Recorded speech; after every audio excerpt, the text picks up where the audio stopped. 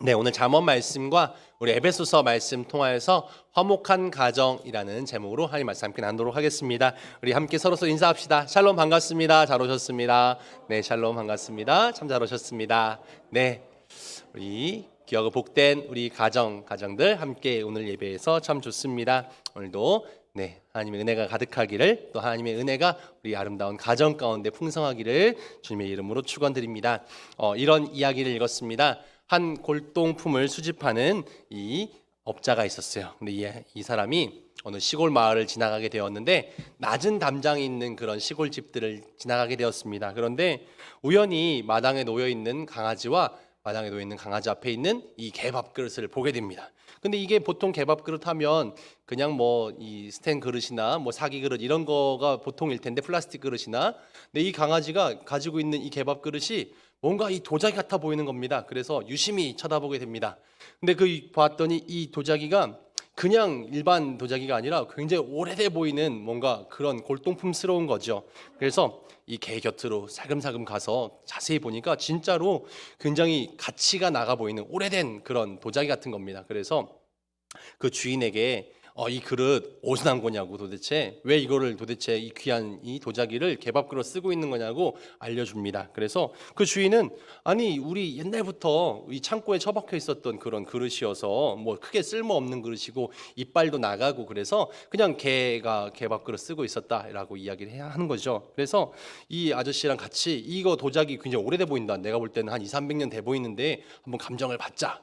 그래가지고 봤더니 거의 한 1억 가까이 되는 감정의 가치를 가진 아주 귀한 그런 도자기였다는 거예요. 그래서 이 이야기를 보면서 아무리 비싸고 좋은 도자기여도 그 가치를 알 수 없는 사람, 가치를 모르는 사람은 그냥 그것을 개밥그릇 쓸 수밖에 없는 거죠. 그냥 개가 먹다가 뭐 부러뜨릴 수도 있고 부서뜨릴 수도 있고, 그렇게 이제 가치가 없는, 그렇게 가치가 없는 물건으로 사용되어진다는 겁니다.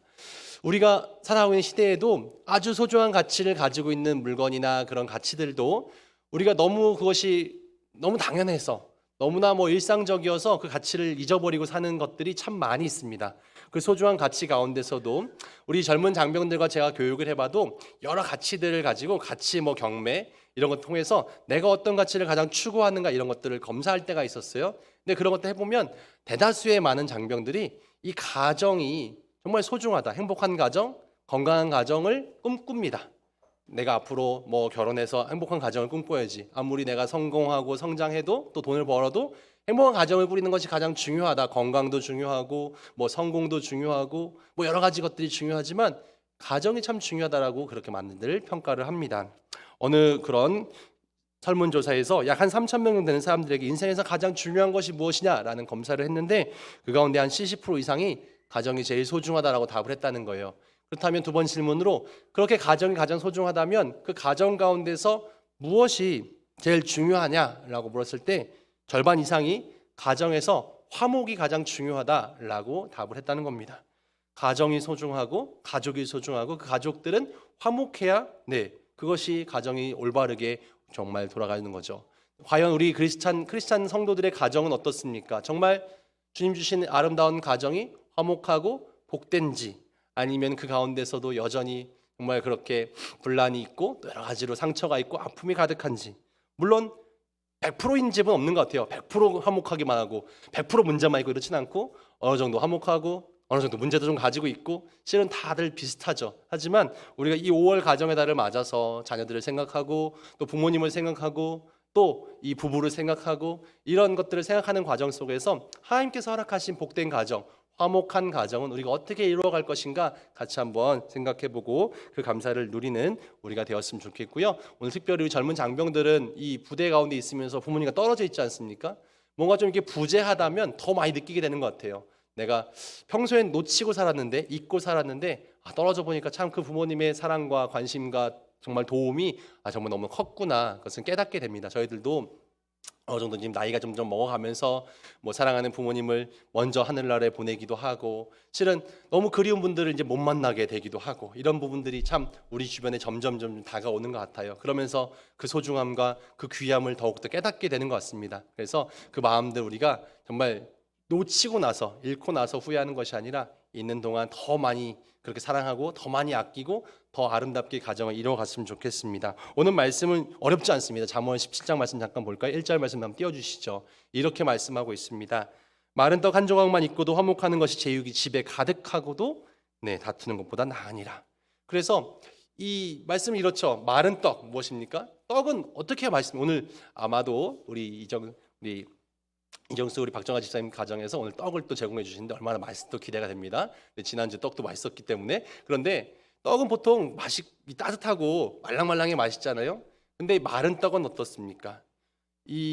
보통 이 가난한 집, 떡을 자주 해 먹을 수 없는 집들에서는 한 번 떡을 만들면 아주 오랫동안 놓고 먹는 거죠. 그러다 보니까 떡이 굳어지고 또 말라 비틀어지고, 사실 이런 것들은 별로 맛이 없죠. 보통 우리 가래떡 같은 것도 오래 놓으면 어떻게 돼요? 너무 딱딱해지죠. 그러면은 물에 좀 불리기도 하고 이러는데, 실은 가난한 집들은 따뜻하고 갓 나온 좋은 떡을 먹기가 쉽지 않습니다. 하지만 그런 마른 떡을 먹는 가정, 가난하고 힘든 가정, 그렇지만 그런 속에서도 함께 화목하다면 그 맛없는 떡을 먹어도 화목하다면 즐겁고 행복하고 아름다울 수 있다. 어떤 집보다? 집에 제육이 가득한 집보다.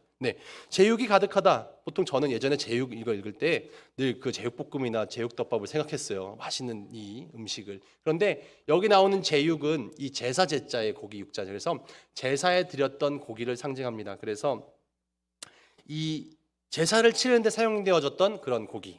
그래서 제사 음식, 잔치 음식이죠. 예전에는 함께 제사를 드리면 잔치를 하게 되죠. 제사가 끝나고 나면 거기에 드려졌던 음식을 가지고 함께 온 가족이 또 함께하는 이웃들이 함께 그 음식을 나눕니다. 그러면 보통 잔치가 벌어지는 거죠. 아주 풍성한 집입니다. 제육이 가득하다. 늘 뭔가 잔치가 벌어지고 늘 음식이 풍성한 집입니다. 하지만 아무리 좋은 음식과 산의 진미가 있다 할지라도 화목하지 못하다면 다투는 집, 그런 집은 불행하다. 아무리 가난하고 마른 떡을 먹는 집이라 할지라도 화목한 집보다 나을 수가 없다라는 이야기입니다. 당연한 이야기죠. 우리 가정은 과연 어떤가? 우리가 추구하고 있는 모습은 어떤가? 우리는 보통 풍성하고 넉넉하고 매일 고기 반찬을 먹고 이런 걸 추구합니다. 뭔가 그렇게. 하지만 그 속에서 화목하지 않다면, 다툼이 있다면 아무리 우리가 모아놓던 재산이든 성공이든 그런 것들은 아무것도 아니게 된다는 거죠. 잠언 15장 17절에도 이런 말씀도 나와 있어요. 채소를 먹으며 서로 사랑하는 것이 살찐 소를 먹으며 서로 미워하는 것보다 나으니라.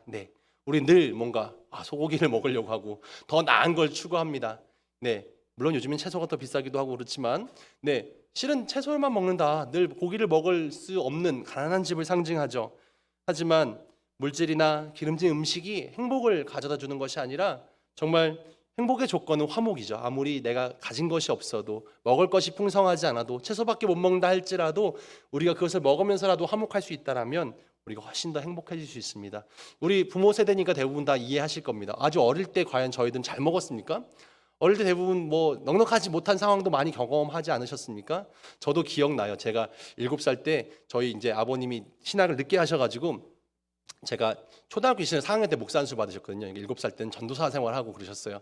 그리고 이제 대학원 다니고 학교 다니고 학생이었어요. 나이가 많음에도 불구하고. 그러니까 저희 어머님이 이제 일을 하시는 거죠. 가서 화장품도 팔고 어디 학교 같은 가서 이제 주방 일도 하고 이런 일을 하셨는데, 그럴 때 보면 먹을 게 잘 없어요. 그래서 라면을 하나 끓여가지고 저랑 엄마랑 저희 누나랑 저랑 하나로 끓여 먹고, 지금 같으면 혼자도 2개, 3개도 먹는데 실은 어떻게 그걸 셋이 먹었어? 지금 얘기하면 기억도 잘 나지도 않아요.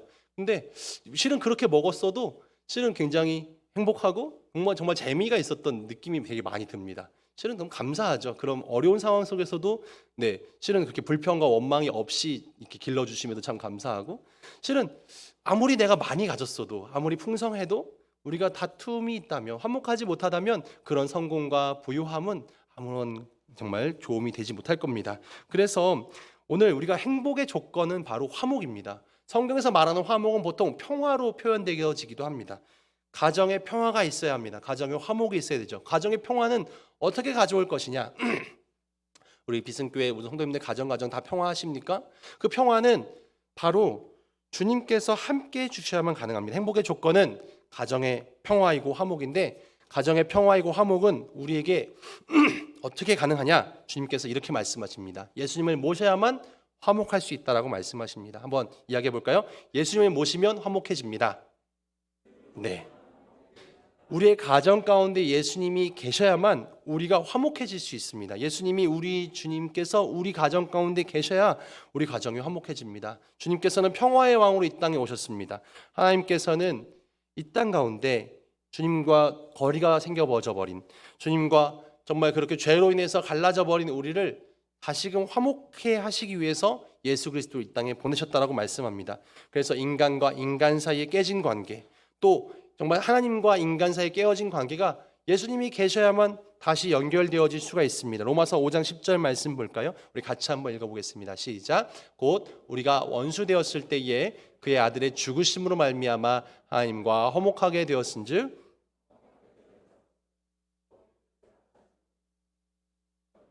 것이니라. 아멘. 네, 주님께서 이 땅 가운데 오셔서 십자가 지심으로 우리가 죄로 인해서 죽을 수밖에 없었던 우리가 이제 하나님께로 나아가게 되었습니다. 우리가 하나님과 화목할 수 없는 관계였으나 이제 주님을 믿음으로 화목한 관계가 되어졌습니다. 십자가 사건으로 11절도 이어지는 말씀에 이렇게 이야기합니다. 그뿐 아니라 이제 우리로 화목하게 하신 우리 주 예수 그리스도로 말미암아 하나님 안에서 또한 즐거워하느니라. 우리가 즐거워할 수 있는 이유, 가정가에서도 우리가 넉넉하지 못하여도 우리가 모든 조건이나 환경이 다 갖춰지지 않는다 할지라도 내가 즐거워하는 이유는, 우리 성도들이 항상 기뻐하라, 항상 기뻐할 수 있는 이유는 주님께서 내 안에 계셔서 그 우리를 화목하게 하신 예수님으로 말미암아 우리는 기뻐하고 화목할 수 있고 즐거워할 수 있습니다. 우리가 우리 가정 가운데 어떻게 하면 행복하고 화목한가? 주님께서 우리 가운데 있는 모든 막혀진 담들을 허무시고 우리를 평화롭게 하셔야만 가능한 거죠. 우리 부모가 자녀를 볼 때 늘 못마땅하고 뭔가 마음에 들지 않고 더 공부를 좀 잘했으면 좋겠고 뭔가 더 내 부모의 말을 잘 들었으면 좋겠고 뭔가 기대감이 늘 가득하고 우리 기대만큼 자녀는 따라오지 못한 경우가 훨씬 더 많습니다. 실은 그러면 화목하기가 쉽지 않아요. 그것을 내가 표현하는 순간, 자꾸만 내가 부담을 주는 순간 그 가정의 화목은 깨어지는 경우가 많습니다. 하지만 주님께서 우리 사이에 계시면 우리 자녀가 정말 얼마나 주님의 사랑으로 내게 다가온 그런 하나님의 선물이고 하나님의 보화이고, 이 자녀가 대단히 세상에서 성공하지 못하여도 실은 내 기대만큼 잘하지 못하여도 실은 그 자체만 너무 소중하고 너무 귀하고 특별한 거죠. 로마서 말씀에는 여러분 할 수 있거든 너희로서는 모든 사람과 더불어 화목하십시오라고 사도 바울은 이야기합니다. 하나님께서 우리 가운데 찾아오시면 우리는 모두와 화목할 수 있게 되고, 우리가 우리 가정이 화목해지면 그 가정에 모인 우리 교회는 더욱더 화목해질 것이고, 그런 교회의 모습을 보면서 믿지 않는 가정들도 화목의 모습을 본받고 존경하고 따라오게 될 겁니다. 예수님 모실 때 우리 가정 가운데 화목이 시작됩니다. 그리고 그렇게 시작된 가정 가운데 계속 그 화목을 유지하기 위해서는 서로 감사해야 합니다. 한번 따라해 볼까요? 서로 감사할 때 화목이 찾아옵니다. 화목이 찾아옵니다. 예, 서로 감사해야 합니다. 감사하는 마음이 있어야 서로 다투거나 서로 오해하거나 서로 미워하지 않는 마음이 지속될 수 있습니다. 왜 화목이 깨어지냐면 성경은 이야기합니다. 하나님과 인간의 관계, 또 인간과 인간의 관계가 깨어진 이유는 바로 죄 때문이었습니다. 실은 우리 가정 가운데도 죄가 들어오면 깨어집니다. 저도 언제 부모님과 제일 불편했느냐? 제가 부모님께 거짓말하고 오락실 갔을 때가 제일 부모님과 관계가 힘들어졌던 것 같아요. 부모님이 모아놨던 그 저금통을 몰래 뒤져가지고 동전을 이렇게 자로 넣어가지고 빼가지고 오락실 다니다가 한번 걸려가지고 얼마나 부끄럽게 친구들 많은 데서 혼나고 맞았던지요. 그래서 그때 굉장히 냉랭한 관계가 지속되었던 것 같아요. 제가 제일 부모님께 심하게 혼나고 맞았던 기억이 납니다.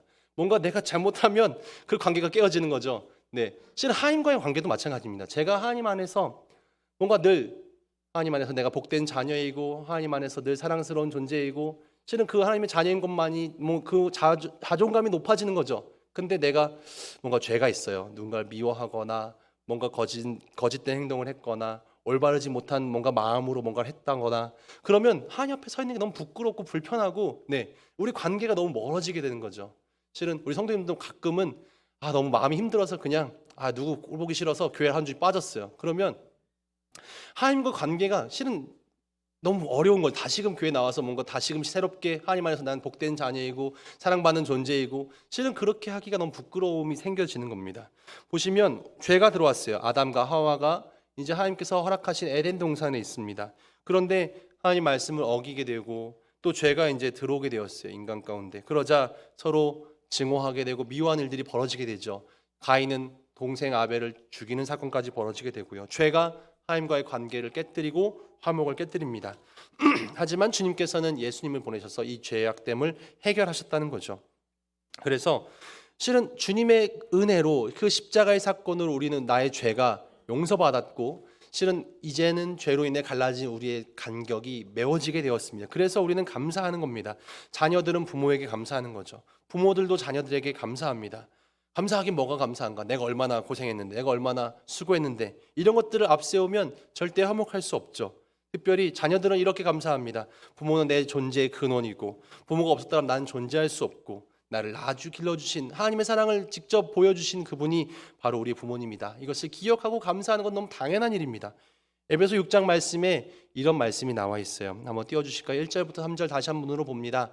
자녀들아 주 안에서 너희 부모에게 순종하라. 이것이 옳으니라. 주님 말씀하시죠. 명령입니다. 그러면서 내 아버지와 어머니를 공경하라. 이것은 약속 있는 첫 계명이니 10계명 말씀을 다시 한번 하십니다. 이로써 내가 잘되고 땅에서 장수하리라. 성경 말씀 보시면 한번 성경책 뒤에도 나와 있습니다. 10계명이 쭉 나와 있는데요. 10계명이 나와 있는데 보통 계명이 쭉 나와 있고 그 뒤에 뭔가 각 옆에 작은 글씨가 나와 있는 그런 계명들이 있어요. 근데 보통 이 성경도 모세도 돌판을 2개를 받았어요. 첫 번째 돌판은 하나님과 인간 사회에 있는 그런 계명들이죠. 1계명부터 4계명까지. 그래서 하나님을 그렇게 하나님 외에 다른 신을 섬기지 마라. 또 하나님의 이름을 정말 망령되이 일컫지 마라. 두 번째는 우상 섬김, 우상을 만들지 마라. 네 번째 안식일을 거룩히 지켜라. 하나님과 인간 사이에 지켜야 될 법들에 대한 어떤 계명을 첫 번째 돌판에 담아 주셨습니다. 그리고 두 번째 돌판이 시작됩니다. 5계명부터 10계명까지. 5계명은 내 부모를 공경하라. 6번째는 살인하지 말라. 간음하지 말라. 도둑질하지 말라. 내 이웃에게 거짓 증거하지 말라. 내 이웃의 걸 탐내지 말라. 인간 사이에 지켜야 될 법들이 두 번째 돌판이었어요. 그런데 6번째부터 10번째까지 보시면 6번째부터 9번째까지는 그 뒤에 다른 글씨가 있지도 않고요. 6번째부터 10번째까지 보시면 다른 얘기가 없어요. 여러분 살인하지 마십시오. 그러면 대단한 축복이 올 겁니다. 이런 얘기 있습니까? 살인은 당연히 안 되는 거예요. 여러분 간음하지 마십시오. 그러면 축복이 올 겁니다. 이런 얘기도 없잖아요. 그냥 그건 당연히 안 되는 겁니다.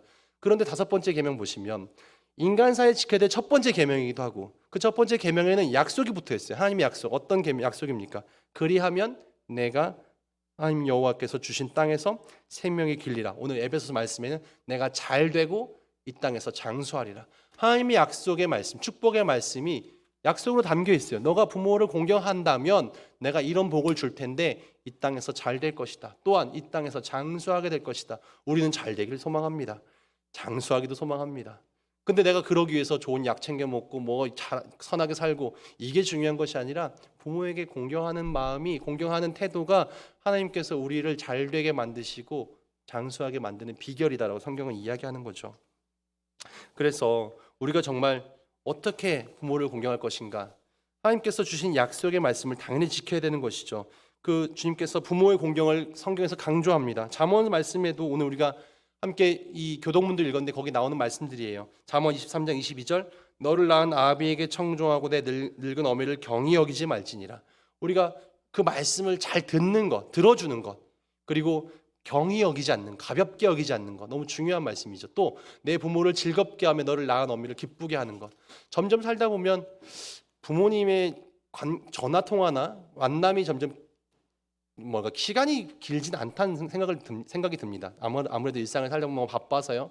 그리고 부모님과의 대화가 너무 재밌다, 너무 즐겁다, 너무 기쁘다. 실은 저에 해당되는 얘기일 수도 있겠으나 대단히 그런 일들이 많지가 않은 것 같아요. 그래서 참 아쉽기도 하고 죄송스럽기도 하고 그렇습니다. 실은 부모님도 손주들이나 왔으면 좋겠고 손녀들이 와서 재롱 떨어지면 좋겠고 실은 그렇죠. 아들이 대단히 재밌고 기쁘고 실은 그러지는 않은 것 같아요. 그럼에도 불구하고 우리가 잘 공경한다는 것, 우리가 그분들을 모신다는 것은 그분을 경히 여기지 않고 청종하고 기쁘게 해드리는 것. 그래서 함께 하는 것이 참 중요하죠. 너무나 요즘 세대는 우리 아까 안수집사님 기도하셨지만 부모를 멀리하거나 고박하거나 뭔가 굉장히 이 경제적인 부분으로만 이렇게 대하는 경우들이 참 많습니다. 세상을 보면 돈을 너무 사랑하고 부모를 공경하지 않고 실은 부모 사랑을 잊어버린 이들이 너무나 많이 있습니다. 문제가 있죠. 성경은 분명히 이야기합니다.